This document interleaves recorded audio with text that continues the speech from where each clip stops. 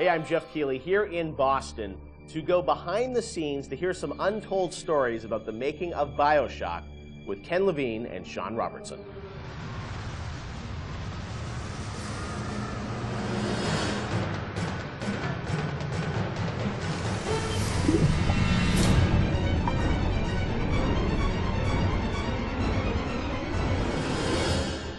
Let's talk a bit about the theme and setting of BioShock, Rapture.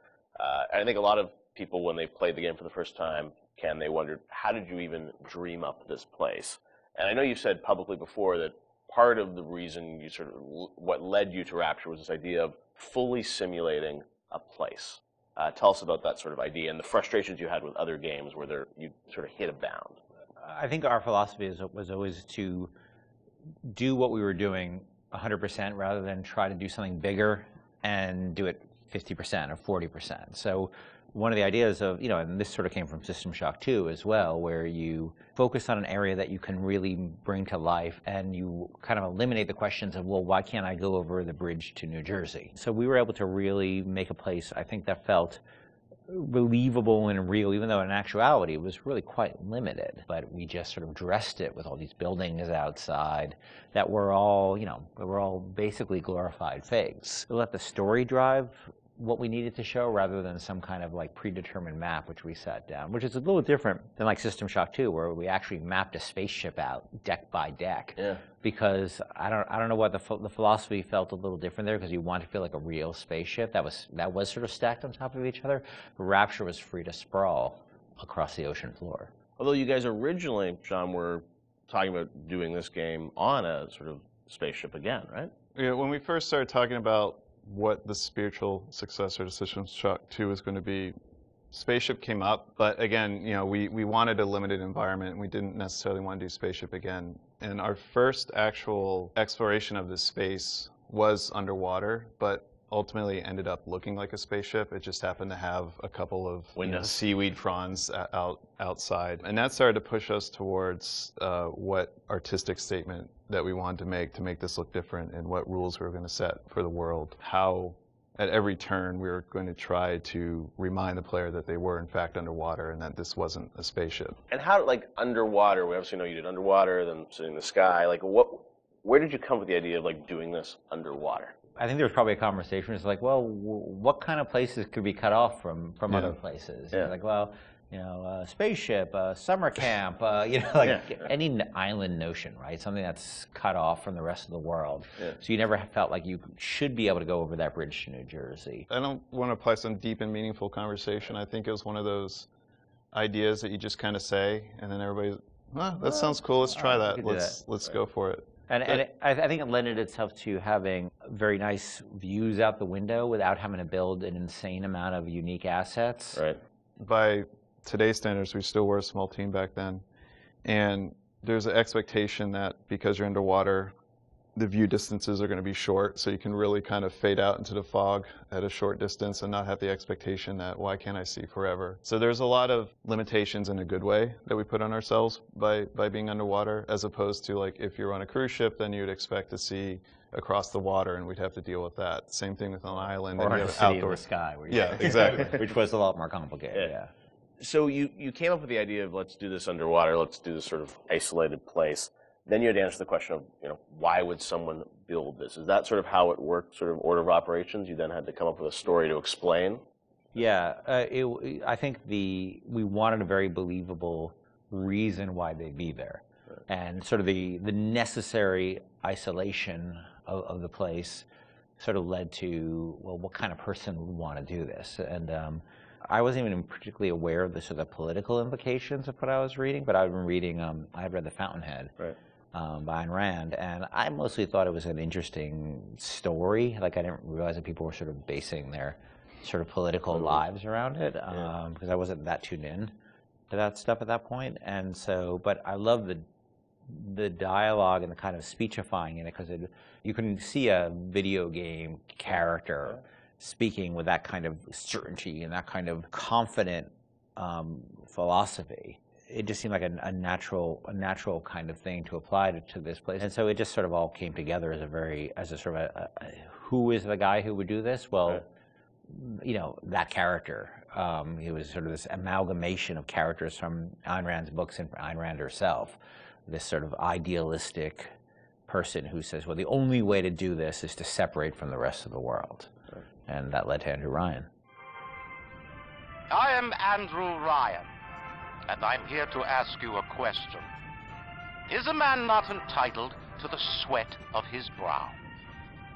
No, says the man in Washington, it belongs to the poor. No, says the man in the Vatican, it belongs to God. No, says the man in Moscow, it belongs to everyone. We knew from a technical standpoint that we wanted isolation. We also knew to sell it, we needed a compelling storyline, a backstory that why would this place exist? Otherwise, how are we going to make Rapture feel like it's lived in if we don't have the reason for it to be there? So once we decided on the underwater location and then the closed off spaces, that objectivist story kind of came in and made the art stronger and made the level design stronger because we could feed back into that loop. And I think that's why we had to have sort of Andrew Ryan's pitch right at the beginning of the game. We wanted people to understand why somebody would go there. And so he makes this very personal one-to-one pitch to the gamer, but also that was the pitch he'd make to people, which was, there's a place that you can be free of all these things, where you can not be sort of put upon by the government and not be afraid of nuclear war and not be afraid of all these other things that will plague you on the surface. We wanted that pitch to sort of resonate and make sense, because that's, otherwise by the time you got there you'd be like, well, this place is just fantasy, nobody would ever come here. And that the beauty of the place also was also tied into that. It had to be a very attractive proposition, or people who would believe that people would go leave their lives and go to the bottom of the ocean. I'm sure in some ways you had to convince the team and enroll them in your sort of vision of who this character was going to be and what the setting was going to be. How did that work, Sean? I mean, did Ken come in and say, hey, I've been reading these books, and I think we could sort of... I believe he just came in one day on a horse and said, Ayn Rand, everybody read The Fountainhead. Exactly. I bought 30 copies of it. Yeah, I think, here's a 2,000-page book or something. Yeah. Go read it. I mean, it really is more organic. Like I said, we knew that we had this location, and you struggle to fill it with stories, and you struggle to find meaning of why does this place exist?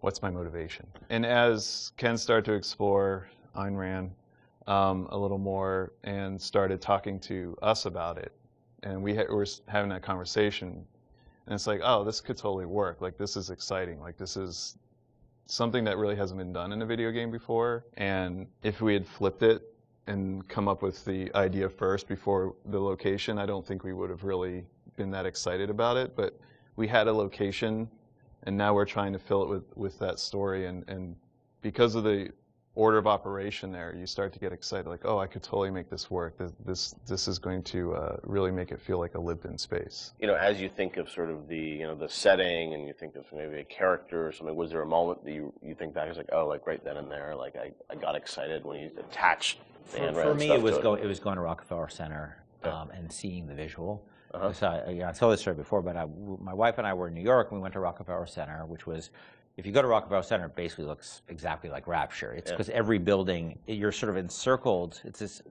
block in New York, or a couple of blocks in New York, where Radio City Music Hall is, and where 30 Rockefeller Plazas, where you see that show 30 Rock, and the ice skating rink, and where they put the Christmas tree, and it's this very iconic location. But what's cool about it, it's all one, unlike the rest of the city.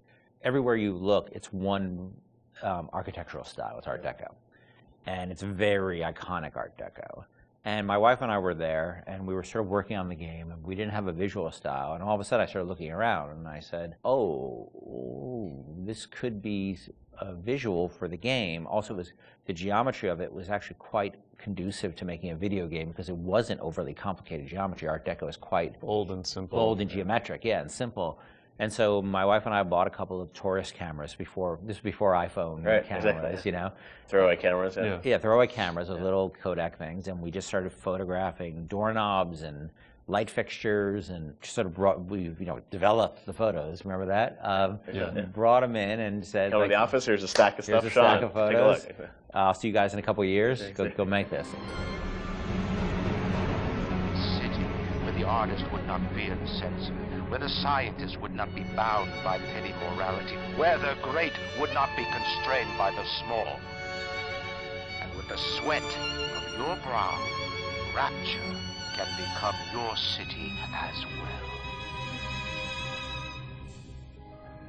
So you had kind of a theme, you came up with an art style, some of the iconic characters, and then, you really had to build the narrative around it. And you've talked about, a lot of the themes in the game and, greed, jealousy, sex, violence, all the things that sort of, drive us or what destroy us. And that was something I think that, as you thought about the story of the game, you wanted to, I'm sure, reflect some of those, right? Because I think people love the characters. It's sort of flawed in a way, and this is a world which is its own little microcosm, but had a lot of tension inside of it. Yeah, I mean, the character of Ryan was sort of, he's basically invisible through most of the game, right? Except for a very small portion. But he's very present because he exists, the city is him, right? It's such a representation of him. We never want to cut away to a cutscene where you saw Andrew Ryan, planning and scheming. We wanted him to be very present without actually being present. But once you had Ryan, once you had his desire to protect this vision of his, you just had to then come up with the characters who'd be arrayed in opposition to him. So we had this character, the Big Daddy, and then eventually the character of the Little Sister. And so characters like Tenenbaum came along, like, here's a person who's in opposition to him for this reason. And then you have, for more noble reasons. And then you have a character like Atlas, who's much more cynical opposition. Once we had all those characters arrayed, we're like, well, who are you? And, you ended up being a sort of, a pawn in the middle of all this opposition to Ryan. We just kept kind of homing in on that theme and making sure that you weren't, eventually figuring out that you couldn't just be here by an accident, that you're an integral part of this story, even though you don't know you're an integral part of this story. You think you're just there by happenstance. Look, Mr. Bubbles, it's an angel. I can see light coming from his belly. Wait a minute, he's still breathing. It's all right. I know he'll be an angel soon.